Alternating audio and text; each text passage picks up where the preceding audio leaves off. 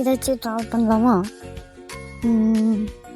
First thing I outline வந்து draw பண்ணிக்கோங்க. First shape பார்த்துக்கோங்க.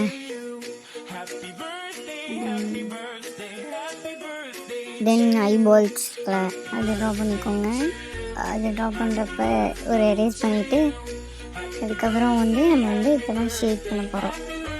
வந்து டார்க்காக சும்மா ஒரு லைன் மட்டும் போட்டுக்கோங்க.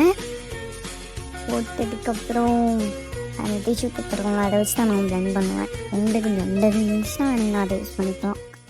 யூஸ் பண்ணிட்டேன்னு பாருங்கள். டிஷ்யூ பேப்பர் வச்சு பிளெண்ட் பண்ணிவிட்டு தென் பென்சில் இருக்குல்ல பட்ஸு அதுவும் உங்களுக்கு யூஸ் பண்ணுவேன் நான் பிளெண்டிங்க்கு. தென் வந்து லைட்டாக ரேஸ் பண்ணிக்கோங்க. ரேஸ் வச்சு அதுக்கப்புறம் திரும்பி பென்சில் வச்சு கொஞ்சம் டார்க் பண்ணிவிட்டு இது மாதிரி 2 டைம் 3 டைம் பண்ணிங்கன்னா கொஞ்சம் கிடைக்கும், லைட்டாக ரியலிஸ்டிக் கிடைக்கும்.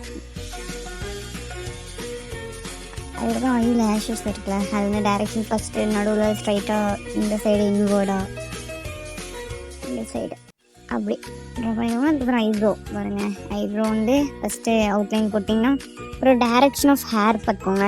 அந்த ஏரோ மாதிரி போட்டிருக்காங்களா அதுதான் டைரெக்ஷன் ஆஃப் ஹேர். அது என்ன பண்ணிட்டிங்கன்னா அதுக்கப்புறம் அதையும் ஒரு பிளெண்ட் பண்ணி விட்டிங்கன்னா டிஷ்யூ பேப்பர் வச்சு ஸ்மெச் பண்ணிட்டு திரும்ப ஒரு ட்ரா பென்சில் வச்சு அதுக்கப்புறம் திரும்ப ஒரு பிளெண்ட் பண்ணிட்டு திரும்ப ஒரு பென்சில் ஹெச்பி பென்சில் எடுத்து யூஸ் பண்ணிட்டிங்கன்னா அவ்வளோதான். ஹைலைட் பண்ணியாச்சுன்னா முடிச்சாச்சு ஐ. எனக்கு தெரிஞ்ச ஐயை நான் சொல்லியிருக்கேன்.